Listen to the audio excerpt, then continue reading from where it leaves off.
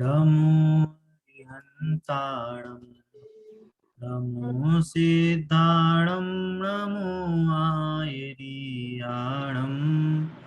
नमो वज्रायाणं नमो लोये सवसाहूणम्।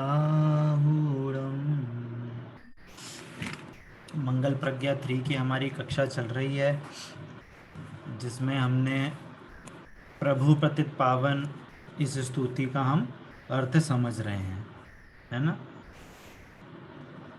इसमें हमने समझा कि भगवान आप ही पतित को पावन बनाते हो, और इसी दृष्टि से मैं आपके चरण शरण में आया हूँ, है ना। और अभी तक मैंने आपके सही स्वरूप को नहीं जाना, इसलिए मैं भव भव भटकता रहा, है ना। और इस भव भव में भटका तो इस कर्म ने, ये मेरा बहुत बड़ा शत्रु है, इसलिए इसने मेरे ज्ञान धन को हरा, अलग अलग गतियों में मेरे को भेजा, है ना।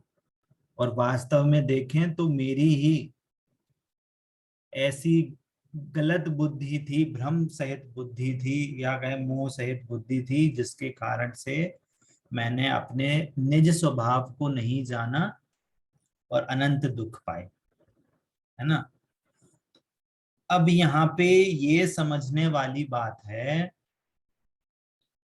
कि हमें हमारे वास्तव में शत्रु कौन है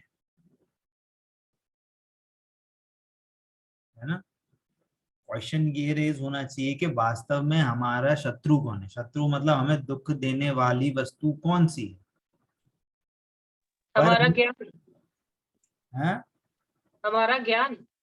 हमारा ज्ञान नहीं, हमारा मिथ्या ज्ञान। हमारा मिथ्या ज्ञान। दोनों में बहुत डिफरेंस है, वर्ड वर्ड में बहुत डिफरेंस होता है।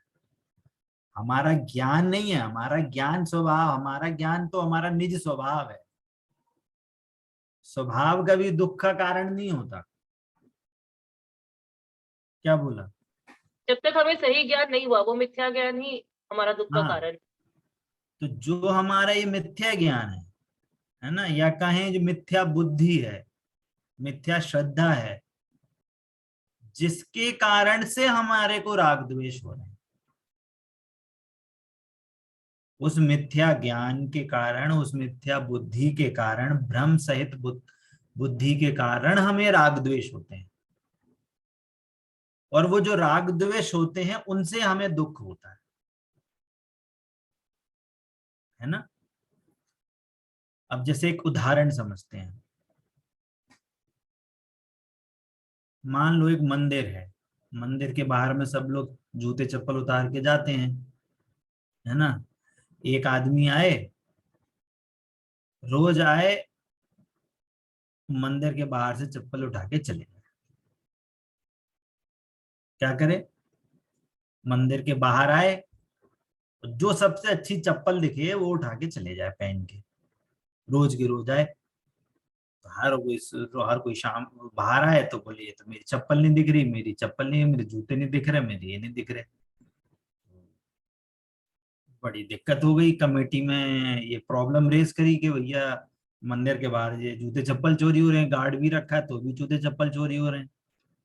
अब वो आदमी ऐसा तो था नहीं कि गरीब, वो अच्छा बढ़िया कुर्ता पजामा पहन के आता था और एक जूते चप्पल पहन के ले जाता था। अब गार्ड को क्या पता किसने क्या उतारे हैं। तो एक दिन सीसीटीवी कैमरा लगाया गया। एक दिन देखा, 2 दिन देखा, 3 दिन देखा, तो उसकी पहचान हो गई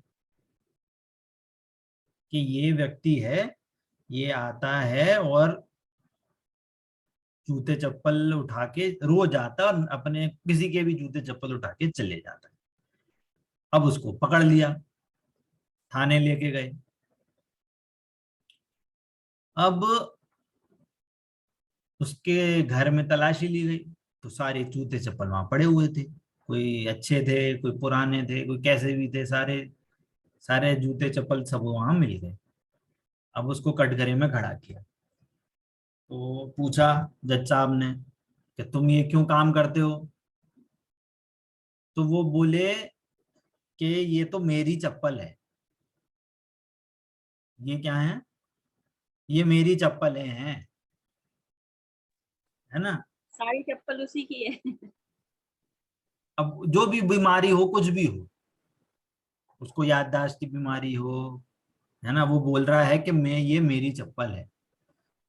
अब ये बताओ कि यदि उसकी ऐसी बुद्धि है कि ये मेरी चप्पलें हैं, जबकि है नहीं, है किसी और की,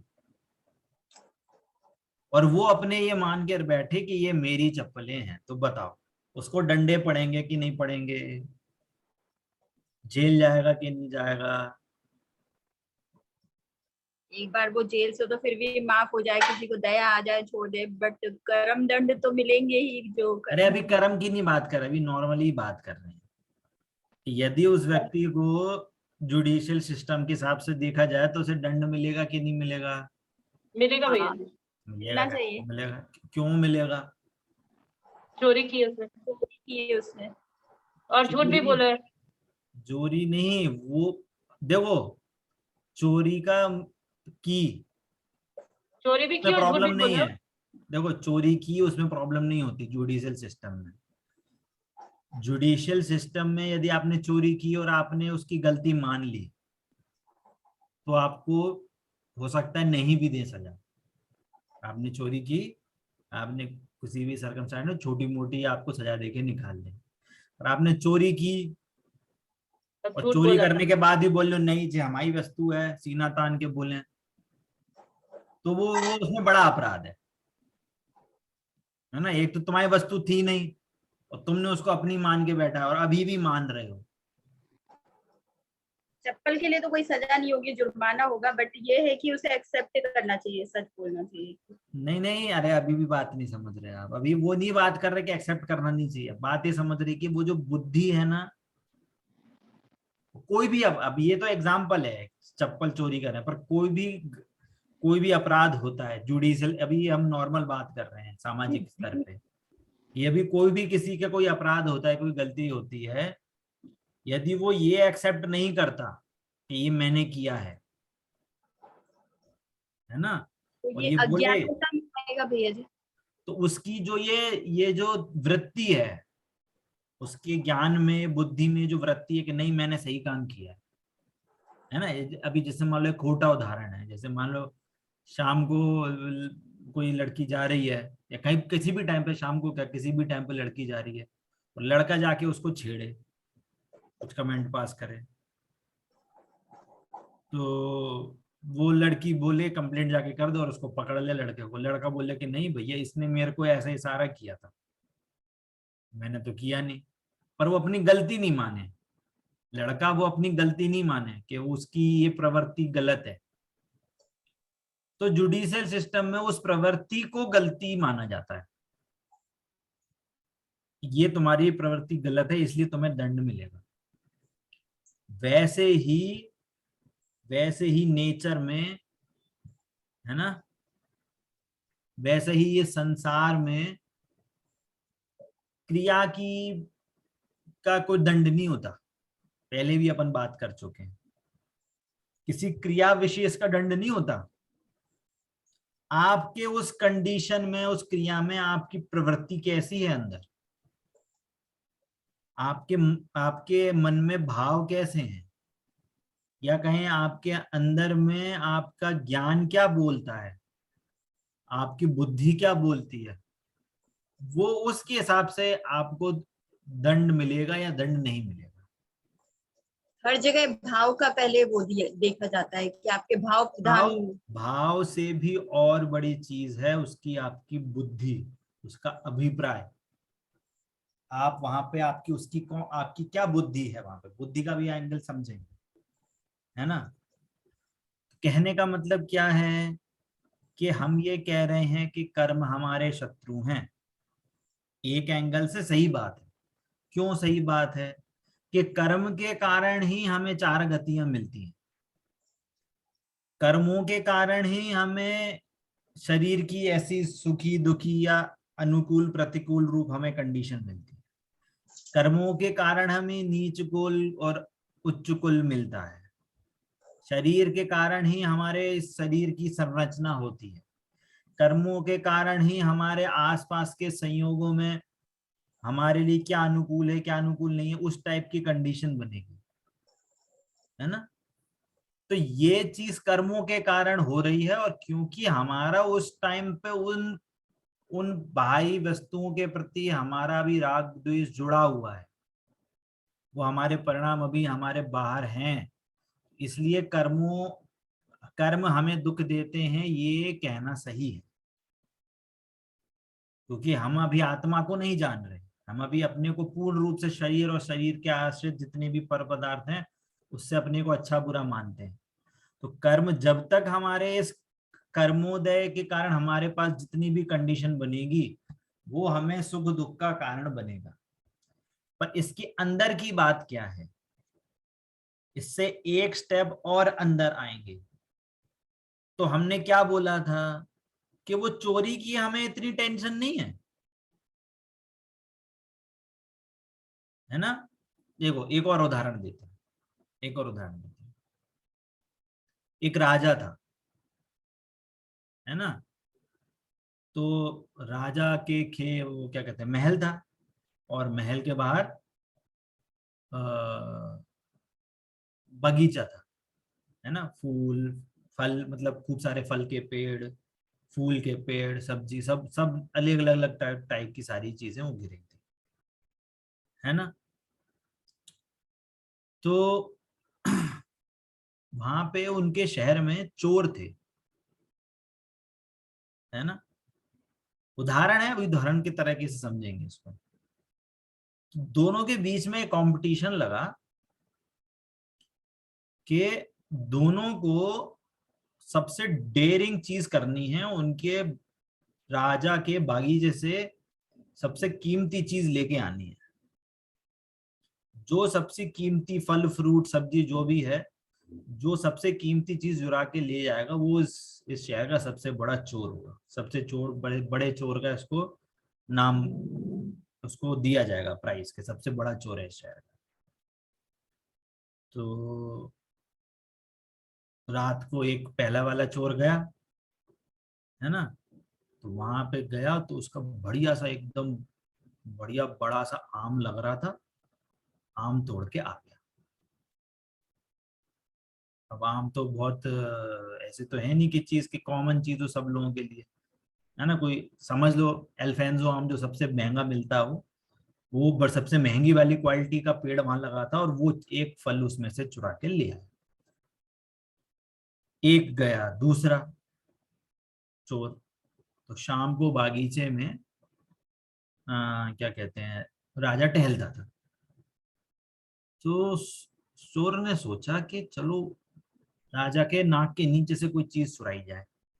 तो राजा के छुपते छुपते गया, और क्या हुआ कि उनके पास जहां पे वो बागीचा था वहां पे एक ककड़ी की बेल चल रही थी।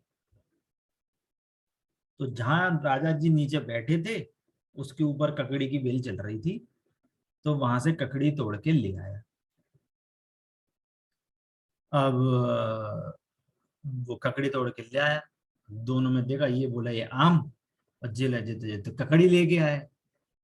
तो भैया उसने बोला कि नहीं, ये जो आम लेके आया है ये सबसे बड़ा चोर है। अब उसको हजम नहीं हुआ कि ये तो गलत बात हो गई, मैं तो इतनी क्या कहते हैं कठिनाई से एकदम राजा के नाक के नीचे से ककड़ी लेके आए, इनको तो कुछ लगे ही नहीं रही।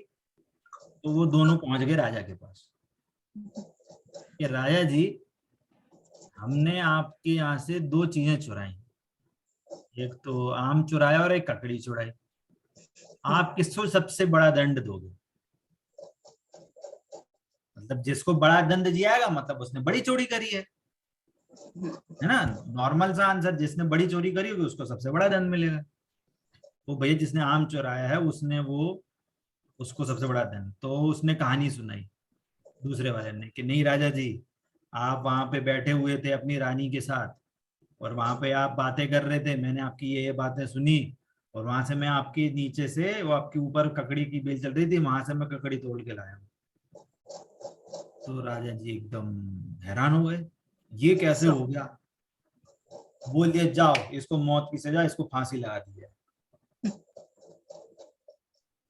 अब बताओ, वो आम तोड़ के लाया रात में, और एक राजा के बैठे नीचे से वो ककड़ी तोड़ के लाया, एकदम मरी गिल्ली, उसको क्यों फांसी की सजा दी जा रही है? और उसको तो नॉर्मल सजा दे दी, ठीक है भैया 5 साल की कैद, उसको फांसी की सजा दे दी, ऐसा क्यों? उसने राजा की सुरक्षा में सेंध कर दी एक तरीके से कि कुछ मतलब राजा तो कभी सुरक्षित है ही नहीं, कभी भी कुछ भी हो सकता है उनके साथ में। हाँ, मतलब आप ये समझो कि दिन दहाड़े राजा की सिक्योरिटी को तोड़ते हुए, और राजा के ही ऊपर से ना, मतलब क्या, नाक के नीचे से ककड़ी चोरी करी, हाँ कि कुछ भी हो सकता है फिर तो जब ककड़ी तो चोरी ये कितनी बड़ी लूप होल है। और ये यदि जिंदा रहा तो पूरी राज्य की सिक्योरिटी पे सवाल उठेगा, राज्य की सिक्योरिटी अब सही नहीं रह पाएगी। ये सबसे बड़ा शातिर चोर है ना। वैसे अब देखना, अब वहां पे भी उस चोरी के कारण दंड नहीं दिया जा रहा, तो ककड़ी की इतनी मरी गिल्ली से ककड़ी चोरी करी है तो उसका क्यों दंड? उस पे थोड़ी ककड़ी चोरी करने के लिए थोड़ी ना हम वो सजा दे देंगे, फांसी की सजा। वो जो बुद्धि है उसकी, प्रवृत्ति समझ में आई, उसकी बुद्धि जो है, ऐसी बुद्धि है चोर की कि वो एकदम दिन दहाड़े भी राजमहल में घुस के वो कोई एक छोटी इतनी, भले ही वो ककड़ी इतनी सी है, और उसने जो उस बुद्धि से वो काम किया है, उस बुद्धि के कारण उसको दंड मिल रहा है। वैसे ही हमारे परिणामों के साथ जो हमारी बुद्धि है, हमारा इसको कहते हैं अभिप्राय, शास्त्रीय भाषा में कहते हैं अभिप्राय, है ना, या उसको कहें हम मिथ्यात्व। जो मिथ्या श्रद्धान हमारे साथ जो निरंतर चल रहा है, उसका सबसे बड़ा दंड है। उन भावों का है दंड, भावों का दंड नहीं, ऐसे नहीं कह रहे, उन भावों का कम है दंड, पर जो मिथ्यात्व साथ में चल रहा है ना, उसका बड़ा दंड। जैसे उस चोर की उस बुद्धि को वो बड़ा दंड दे रहा है,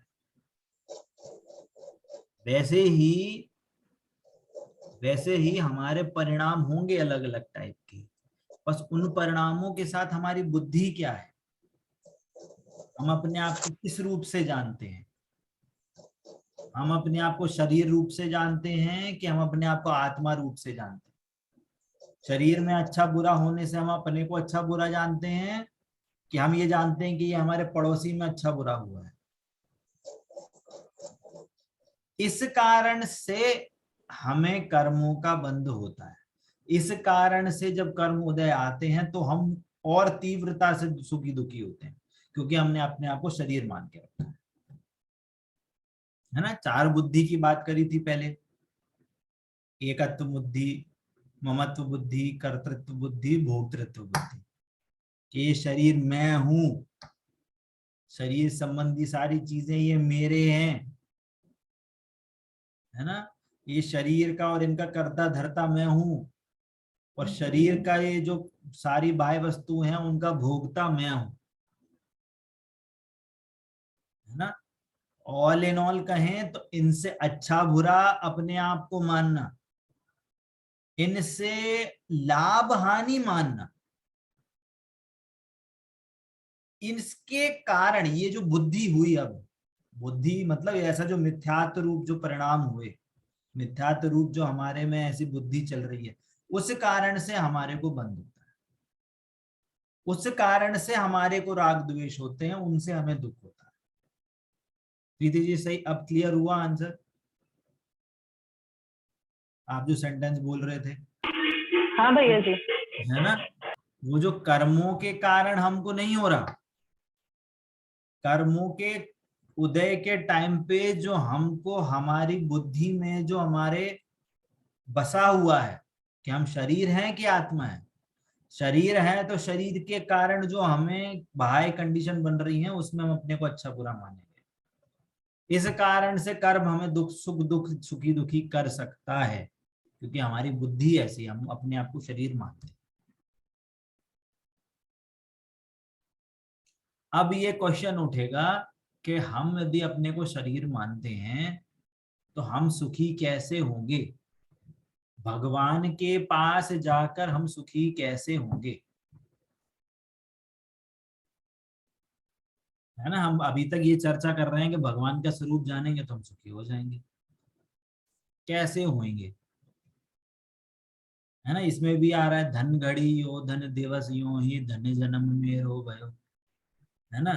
तो ये भी क्या बोल रहे हैं कि मेरी धन्य घड़ी आई है कि मैंने आपका दर्शन किया है। तो भगवान के दर्शन को इतनी महिमा क्यों दे रहे हैं, भगवान के दर्शन को हम इतनी महिमा क्यों दे रहे हैं, कोई बता सकता है? उनकी जो महिमा है, जो अपार गुण है, वो मतलब उसको कोई सिमिलैरिटी है ही नहीं, वो किसी में हो ही नहीं सकते। नहीं नहीं, तो भगवान के दर्शन करने में हमारा पुण्य का उदय क्यों है? उनके दर्शन मात्र से ही हमारे दुखों का परिणमन हो जाता है। तो अभी तक कितने दर्शन करे, तो अभी तक कितनों का दुख मिट गया, कितने सालों से आप दर्शन कर रहे हो रोज, तो कितना दुख मिट गया बताओ। मैं नहीं बोला, आपने बोला है आंसर।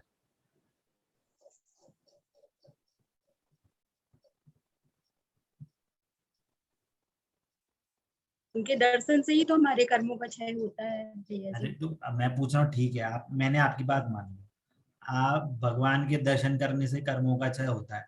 मैंने पूछा आपके कितने कर्मों का क्षय हो चुका, 8 में से कितने कर्म बचे हैं आपके, 1-2 कर्म खत्म हुए कि नहीं?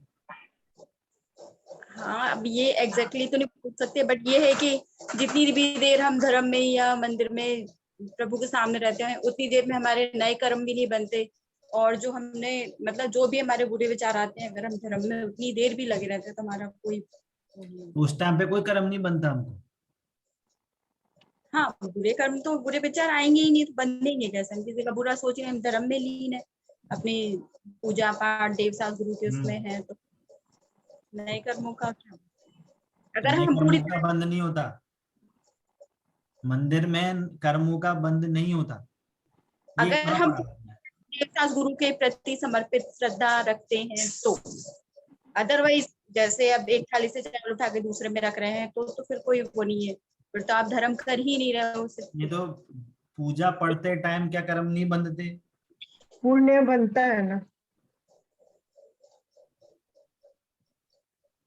जन्मिष्ठा जी ने आंसर तो दिया, पुण्य तो बंधेगा, पुण्य भी तो कर्म ही है।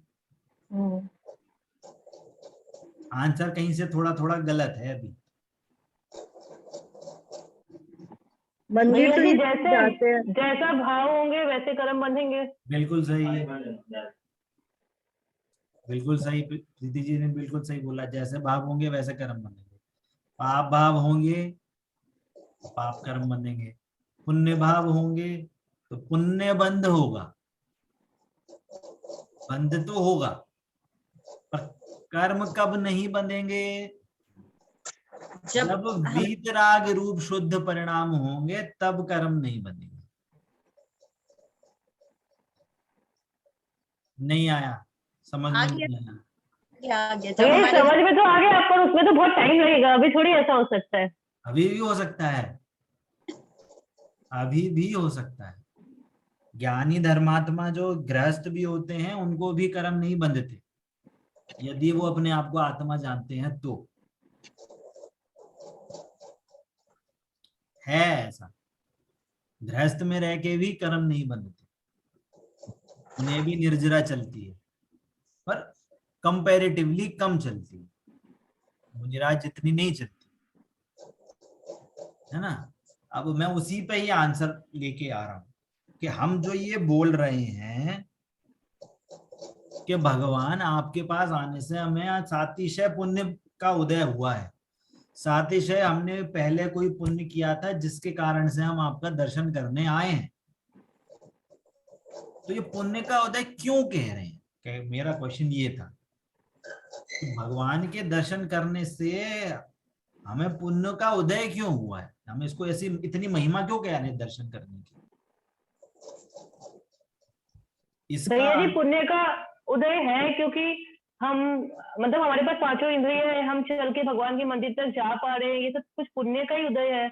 अगर ऐसा नहीं होता, हम मंदिर तक नहीं जा पाते, नहीं चल पाते, या मेरा आंख नहीं होता, हम नहीं देख पाते, तो ये सब कुछ तो पुण्य का ही कारण है कि पहले तो जैन कुल मिला, मनुष्य जीवन मिला, पांचों इंद्रियां मिली। हम धर्म से जुड़ ही नहीं पाते अगर पुण्य नहीं होता तो, समझ ही नहीं पाते इनकी महिमा, भगवान की मतलब देव साधु की कितनी देखो अभी महिमा। इसमें भी तो कुछ कुछ सही है आंसर, गलत नहीं कह रहे हो आप, बट इससे एक स्टेप और आगे की बात करनी है। अगर आप ये समझ रहे हो कि हमें पंच इंद्रिय हैं, हमें पांचों इंद्रिय सही है, हमारी घर की सब कंडीशन सही है, शरीर की कंडीशन सही है, स्वस्थ हैं, और हम मंदिर जा रहे हैं, पुण्य का उदय है, ये भी सही है, ये गलत नहीं है। परंतु अगर यही चीज हम रोज करें और हम आगे नहीं बढ़े तो इस पुण्य का कोई फायदा नहीं है, वो एनकैश नहीं हुआ। क्या बोला? वो पुण्य एनकैश नहीं हुआ। इसको हम सबसे बड़ा पुण्य का उदय क्यों कह रहे हैं? भगवान के दर्शन को सबसे बड़ा पुण्य का उदय क्यों कह रहे हैं? क्योंकि सिर्फ वीतरागी सच्चे देव ही हैं जो हमें मोक्ष का मार्ग बताते हैं। पूरे विश्व में और किसी भी जगह मोक्ष का मार्ग नहीं मिलता। समझ में आ रही है बात? मंदिर में ही हमें सही तत्व ज्ञान हो पाएगा। भगवान के समीप ही हमें देव शास्त्र गुरु का सच्चा समागम मिलने के कारण हमें सच्चा तत्व ज्ञान मिल पाएगा। इस कारण से इसको हम सबसे बड़ा पुण्य का उदय कह रहे हैं। दोनों में प्रीति जी ने कहा वो भी बात गलत नहीं थी, सही बात थी वो भी, बट ये वाली बात और ये वाली बात में थोड़ा अंतर है। हम अभी प्रेजेंट की अकेली बात नहीं कर रहे, हम आगे भवों भवों तक के सुखों और दुखों की बात कर रहे हैं। हम यदि किसी दूसरे मंदिर जाएं, है ना, राम के गुण इधर, गणेश जी के, इनके, शिव जी के, हमें वहां कुछ नहीं मिलने वाला, वहां और पाप बंधने वाला है। आगे का हमारा भाव कोई सुधर नहीं पाएगा। मान लो कदाचित हम वहां पे भी अगर हम शुभ भाव कर लें, व्रत नियम वहां के हिसाब से भी पाल लें, अन्यमति भी ज्यादा से ज्यादा देवगति में चला जाएगा, पर उसको रुल के वापस से उसको वापस निगोदे ही आना है घूम फिर के, वो रहेगा तो संसार में। परंतु यदि हम अपने सच्चे देवशास्त्र गुरु के पास आए हैं तो हमें उस पुण्य को एनकैश करना चाहिए। अन्य मतों से भी देव गति मिल जाती है भैया जी? मिल जाती है। कि सिर्फ वो स्वर्ग जाते हैं मतलब? वो अन्य मति वाले भी 5 पाप को बुरा कहते हैं। कोई नहीं, अन्य धर्मों में भी झूठ, चोरी, कुशील, परीर सबको बुरा कहा गया। कोई धर्म नहीं बोलता कि जो झूठ बोलो, चोरी करो, कुशील करो, कोई नहीं बोलता। किसी को मारो, सताओ, कोई नहीं बोलता। हर धर्म में सबकी मनाही है। ये तो बेसिक लेवल है। बेसिक लेवल के भले ही शब्द अलग होंगे, पर ये इन भावों को हमेशा हर जगह गलत ही कहा गया। तो वो इस पाप रूप क्रियाएं नहीं करे, उस रूप भाव नहीं रखे, सदाचार रूप भाव रखे, सब पे दया करे, है ना, हिंसा आदि कम करे। दूसरे धर्मों में भी आलू प्याज वगैरह खाना मना करा है। सत्यनारायण वाले वो भी नहीं खाते, उनके में भी शुद्धता का सब जगह है। वो भी शुभ भाव कर सकता है।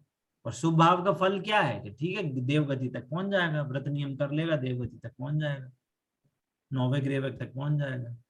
जैसे हम लोग सोचते हैं कि हमारा धर्म हम लोग को मोक्ष दिलाएगा, वैसे वो भी तो सोचते होंगे कि उनका धर्म भी उन्हें मोक्ष दिलाएगा। पर उनके पास मोक्ष मार्ग है कहाँ? आत्मा का स्वरूप है कहाँ? उनको वो नहीं पता, पर उनके हिसाब से जो उनका मार्ग है वही मोक्ष मार्ग है। हाँ, उसके हिसाब से है, पर वो गलत है। पर शुभ भाव तो वो भी कर सकते हैं। अरे मुसलमान तक भी जा सकता है देवगति। पर वो मोक्ष जाने की बात नहीं करते वो लोग, तो सिर्फ पूजा पाठ, बस यही कर्म कांड होते हैं। ये उनके में मोक्ष जाने का मार्ग नहीं है। आत्मा क्या होती है वो मार्ग नहीं है उनके पास।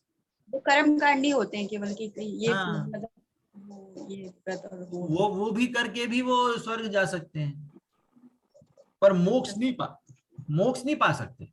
सकते तो भैया जी भगवान के दर्शन पुण्य का कारण क्यों है? तो इसका जवाब में ये होगा कि भगवान का दर्शन करके हमें मोक्ष का मार्ग, भगवान के दर्शन से ही हमें मोक्ष का रास्ता मिलता है। भगवान सच्चे के ज्ञान दर्शन होता है। मतलब भगवान के समीप आ गए, हम मंदिर में आ गए, मंदिर में जिनवाणी आ गई, मंदिर में जिनवाणी मिलेगी, मंदिर में गुरु मिलेंगे, सत्समागम मिलेगा, तत्व ज्ञान के पूर्ण रूप से कंडीशन है हमारे पास मंदिर में रहते हुए। घर परिवार में रहते हुए हर जगह हर समय हमको तत्व ज्ञान का समय नहीं मिल सकता। हम जब भी घर में रहेंगे हमारा उपयोग हमेशा इधर उधर भटकता रहेगा।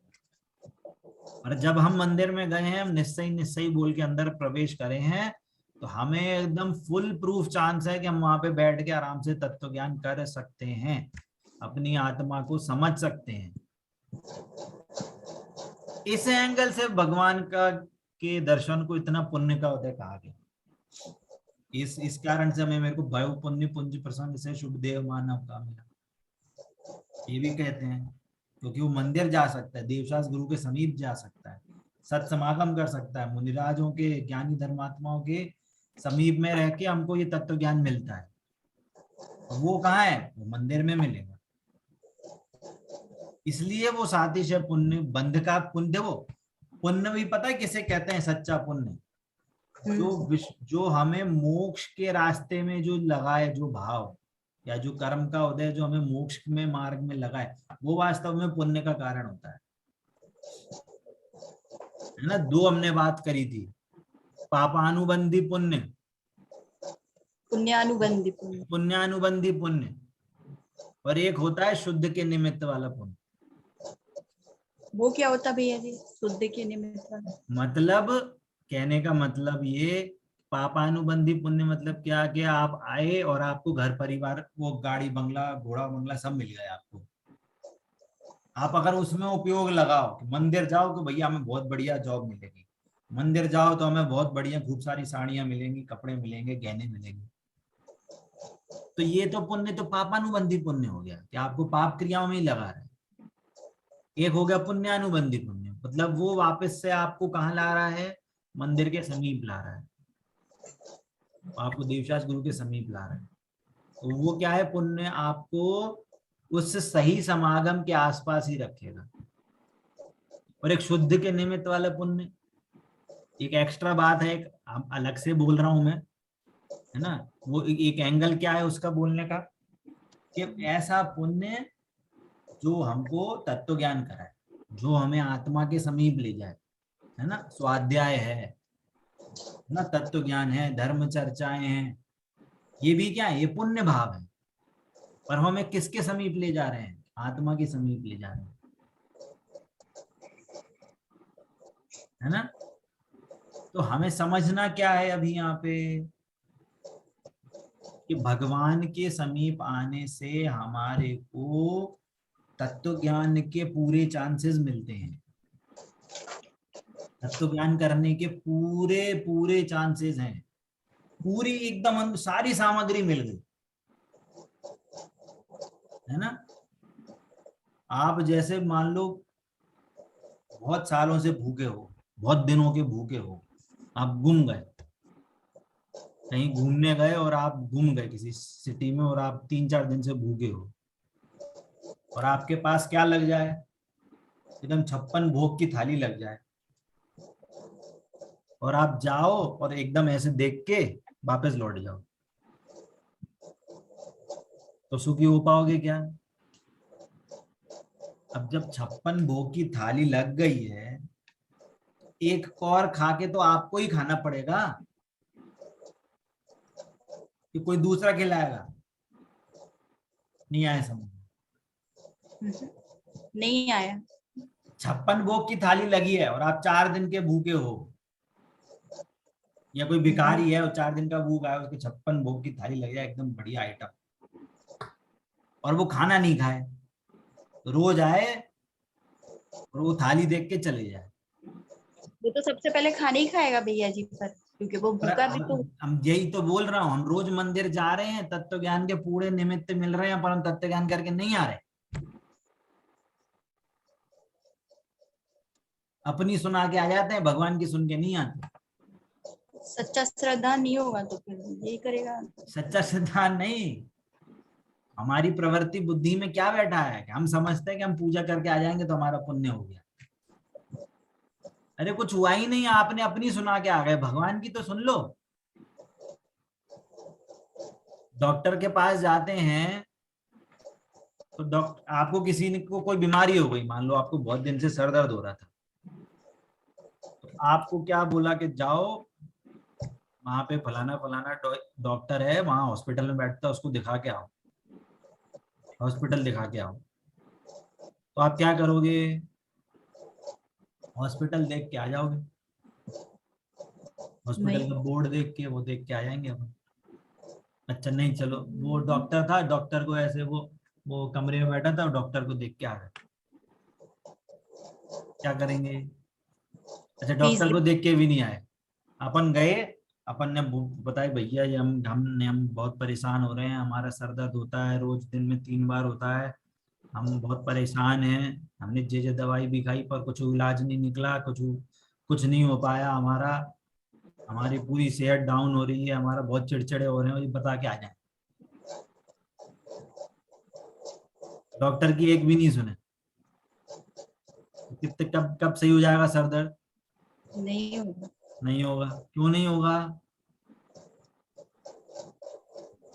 जब तक हम डॉक्टर की बात नहीं सुनेंगे तब तक कुछ ठीक नहीं होगा, मतलब जब तक हम लोग भगवान की बात नहीं सुनेंगे, दिनवानी नहीं पढ़ेंगे, तब तक कुछ नहीं ये जानेंगे। बिल्कुल सही, अभी एकदम सही ट्रेन पे आ गई, सही पटरी पे आ गई ट्रेन। देखो पूजा करना की मनाही नहीं हो रही है, अहंकार मंत्र पूजा पाठ की भक्ति स्तुति आदि की मनाही नहीं कर रहे हैं, वो जरूरी है, भगवान की महिमा उसी से ही होगी, भगवान की महिमा पूजा में ही होगी, भगवान की महिमा स्तुति में ही गाई जाएगी, है ना। परंतु अपनी सुनाने के बाद हमें भगवान की भी सुननी चाहिए, क्योंकि रास्ता उसी में ही है। डॉक्टर के पास अपन को प्रॉब्लम बताते हैं तो डॉक्टर अपनी शांति से आपकी पूरी बातें सुनता है, आपको रोक टोक लगा के बोलता नहीं है, आप बताओ भैया क्या प्रॉब्लम, बताओ, आधे घंटे बताओ, 1 घंटा बताओ, बताओ क्या प्रॉब्लम।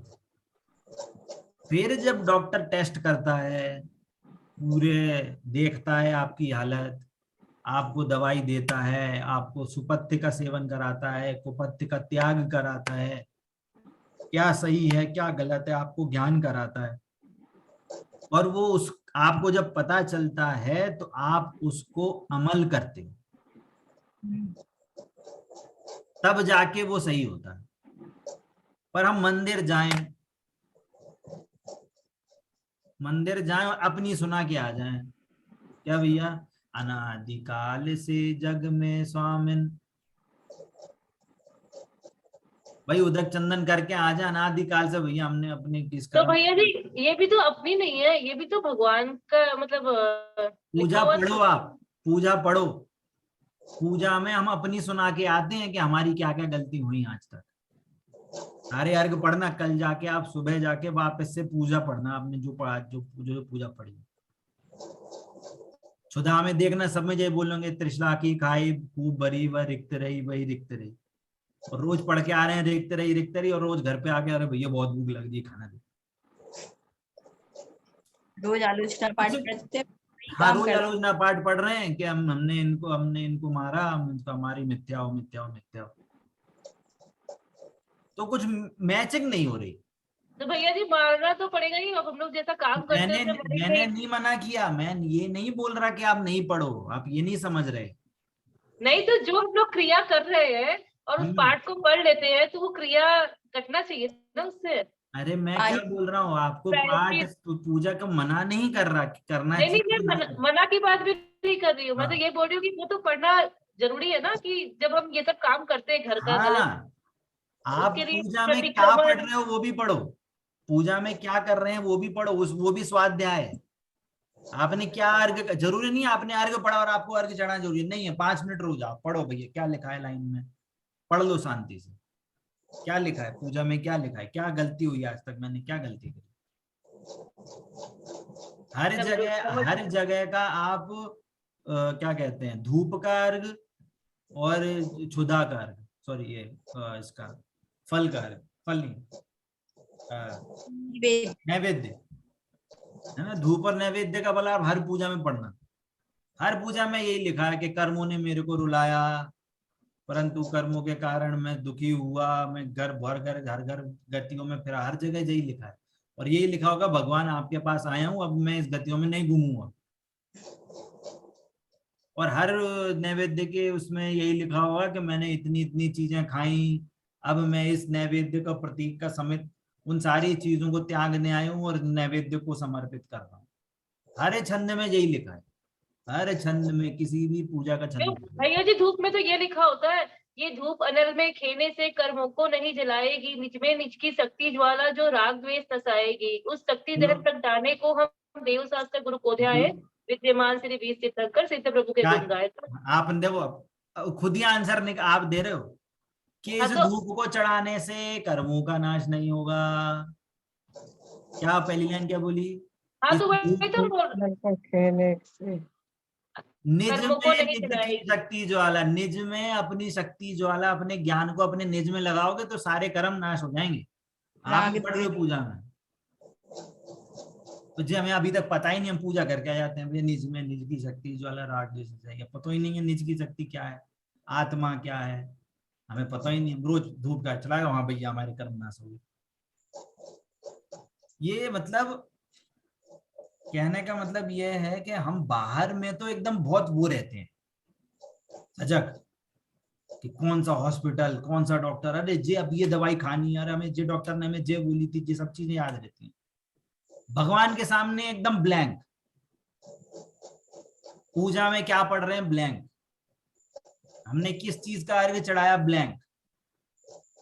अरे पढ़ो, सारे चीज में अर्थ लिखे हैं। हर आप एक एक अर्घ पढ़ोगे ना कल जाके, हर एक अर्घ में आप सिद्ध भगवान, अनंत भगवान बनने की भावना भा रहे हो, हर एक छंद में।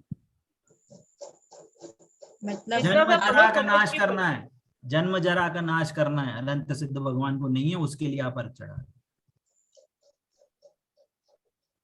आगे क्या, संसार ताप अनंत सिद्ध भगवान को नहीं होता, संसार का दुख नहीं होता उनको, उसका अर्घ चढ़ा रहे हो।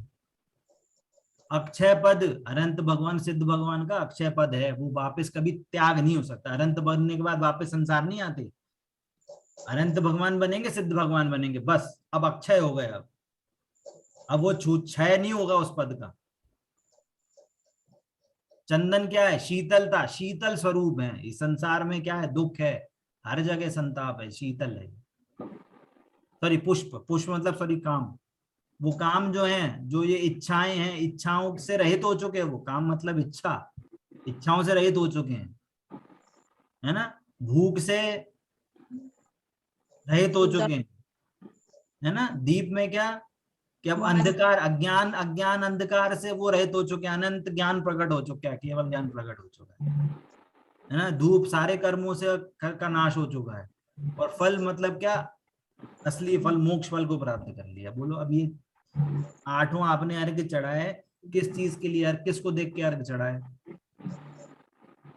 और सिद्ध भगवान को पद की प्राप्ति के लिए, उनके गुणों को देख के, गुणों को देख के कि मेरे को भी वो बनना है। और हम क्या समझ रहे हैं, वो आठ चीजें चढ़ा ली, हमारी पूजा हो गई, हमारा पुण्य हो गया, भैया आज का धर्म हो गया। हाँ हम लोग समझ के नहीं करते, हम लोग को पूजा करना है, हम लोग पूजा कर लेते हैं। वो रीडिंग को हमने पूजा समझ रखा है। हम लोग जानते हैं, याद भी हो गया, लेकिन फिर भी हम लोग नहीं सोचे कभी उसके बारे में। अब समझ के करना है, जितना सा करना है समझ के करना। नहीं करो आप, हम तो बोल रहे हैं आप नहीं अर्घ चढ़ाओ। आपने वो 4 लाइन अर्घ में क्या पढ़ी, फिर से पढ़ो, बिना ट्यून के पढ़ो, एक एक शब्द पढ़ो वापस, क्या भावना भा रहे हो आप, पढ़ो वापस। और ज्यादा कठिन वाली एकदम ढूंढारिया ऐसे पुरानी वाली मत करो, नॉर्मल हिंदी में जो लिखी है उनको ही पढ़ लो, उसमें ही आपका स्वाध्याय हो जाएगा। ऐसे ऐसे भाव छुपे हैं हर पूजा में कि एक एक 2-2 3 दिन तक स्वाध्याय चलता रहे एक एक पूजा को लेकर, इतने भाव से करें। और आपको यकीन नहीं होगा, जो जो पूजाएं लिखी जाती है ना, वो शास्त्रों में जो गाथाएं लिखी हैं आचार्यों ने, उन्हीं के ही अर्थ पूजा में डाले जाते हैं। बहुत सी गाथाओं के अर्थ ऐसी ऐसी पूजा लिखी गई है, बहुत सारी। वो पूरा उसका अर्थ सेम टू सेम यहाँ पे ऐसे आ जाता है। बहुत सी जो गाथाओं में अर्घ में ऐसा होता है। ठीक है, कहना क्या था, मेरे को तो और बहुत सारी चीजें लेनी थी, वो तो हो नहीं पाए डिस्कस, समय भी अपना हो गया। क्या बोला कि हमें रूढ़िवादी नहीं चाहिए, हमें एकदम हाय हाय तौबा तौबा करके हमें धर्म नहीं करना, मत करो। जरूरी नहीं है आप 3 पूजा करो, 5 पूजा करो, नहीं, कोई जरूरी नहीं। एक पूजा करो, अच्छे से करो, भाव सहित करो। क्रिया का उतना फल नहीं है, बिल्कुल क्रिया तो 0 ही है, समझ लो, क्रिया को फल नहीं मिलेगा। आप एक पूजा करो अर्थ सहित करके, अर्थ समझ के करो कि आप क्यों कर रहे हो। पूजा में देखो, पूजा में मैं आपकी गलती भी बताई जाएंगी, वो गलती भी देखो, मैं वो गलती सही में मैं अपने मन में वो गलती मान मेरे से हो रही है क्या।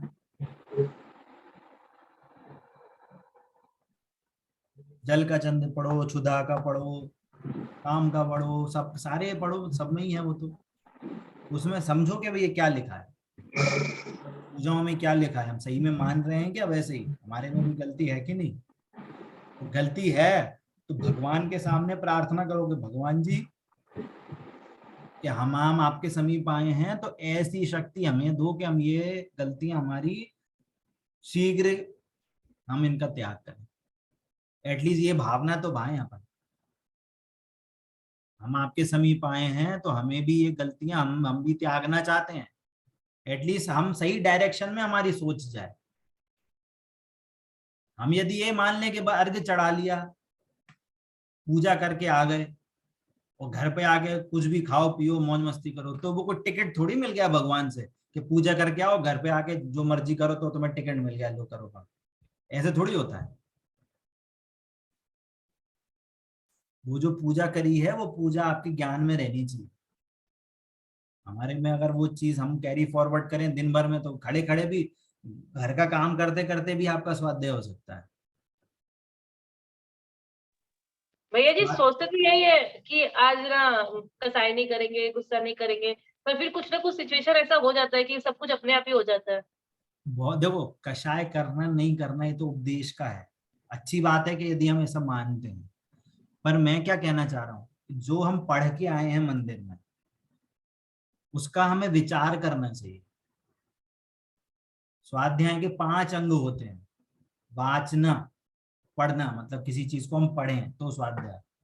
प्रच्छना, किसी से यदि हम पूछ भी रहे हैं ना तो भी स्वाध्याय। वाचना, प्रच्छना, अनुप्रेक्षा, कि जो हमने पढ़ा उसको बार बार याद करें। तो कोई सिद्धांत है, कोई गाथा है, कोई भजन है, कोई स्तुति है, उसको यदि हम याद कर रहे हैं, उसको दोहरा रहे हैं, तो वो भी स्वाध्याय है, बार बार याद करना।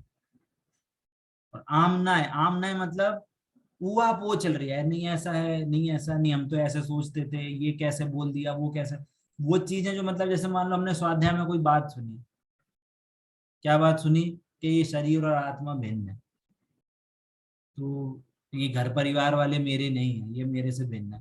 तो घर पे आके विचार चल रहा है, सही में ये भिन्न है क्या, मैं तो इनको अपना मानती हूँ, इनके कारण से मेरे को दुखी होता है, नहीं अब मैं इनसे दुखी नहीं होंगी, नहीं ये मेरे सुख दुख के कारण नहीं है, मेरे ही परिणाम है जो इनसे अटैच होते हैं। तो ये जो आपके विचार चल रहे हैं ना, भले ही घर के काम आप रोटी बना रहे हो, कुछ भी काम कर रहे हो, तो भी वो आपका स्वाध्याय चल रहा है।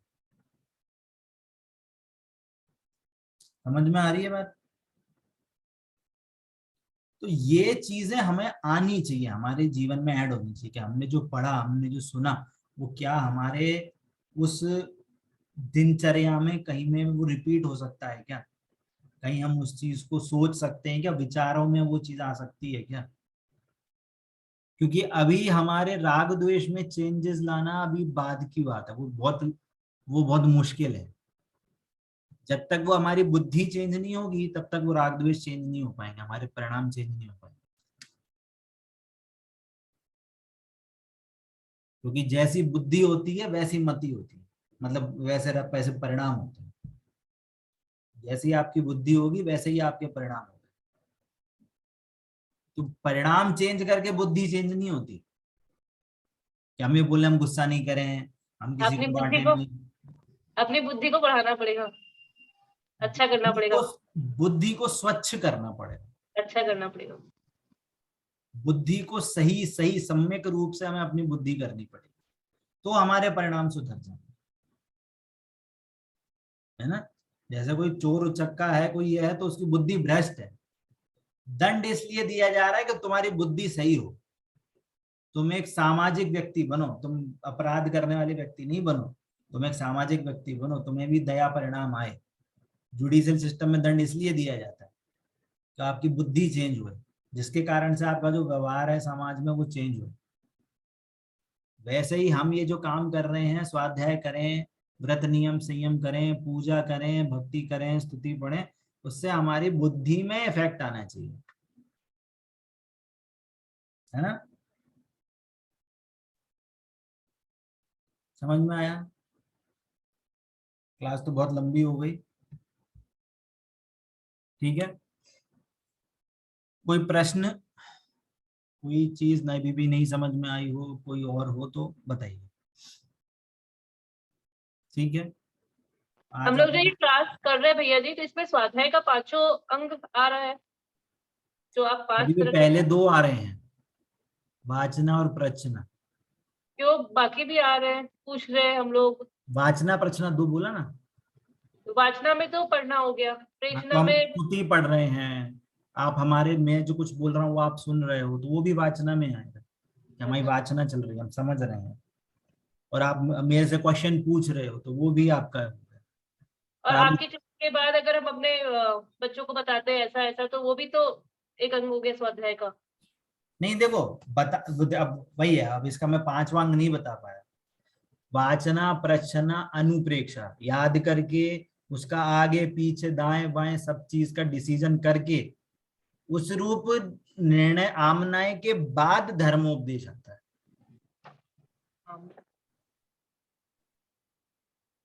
है ना।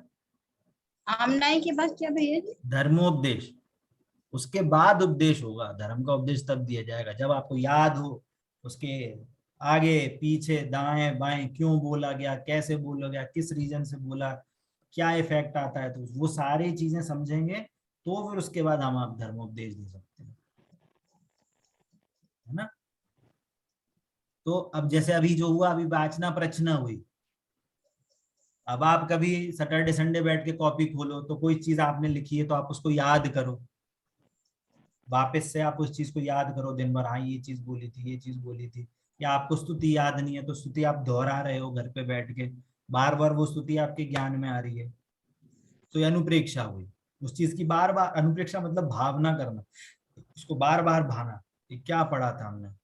और आमना है मतलब उसको पूरा तरह से डिसीजन बनाना कि सही है कि नहीं है, गलत है क्यों गलत है, क्या सही है, वो आमना है। उसके अंदर पूरी सारी चीजें हमने न्याय से युक्ति से सारी चीजें समझना, और फिर जब डिसीजन बने तो फिर हमें धर्म उपदेश। ठीक है, ये तो आपको एक्स्ट्रा पॉइंट्स आ गए, अच्छी बात है, आप समझ भी रहे हो इस चीज को। ठीक है, तो अब हमें ये समझना है कि हम अगर अब मंदिर जाएं तो हमारा जो पुण्य का उदय है उसे हमें एनकैश करना है। पूजा करें, भक्ति करें, कुछ भी करें, तो हमें हमेशा ये ख्याल में आए कि हमें भी आपके जैसा भगवान बनना है। हम भी हमारी जो गलतियां हैं हम शीघ्र इसका त्याग करेंगे, उसको सुधारेंगे, है ना। तो वो हमारे को सेल्फ संबोधन होना चाहिए। ठीक, कोई प्रश्न और? चलिए। जिनवाणी के ज्ञान से सूझे लोकालोक, सो वाणी मस्तक नमो सदा देता हूँ दो। बोलिए द्वादशान में जिनवाणी माता की जय हो, जय हो, जय। अहिंसा में जैन धर्म धर्म की की जय। जय जिनेन्द्र भैया जी, जय जिनेन्द्र सभी को। जय जिनेन्द्र। सभी को जय जिनेन्द्र।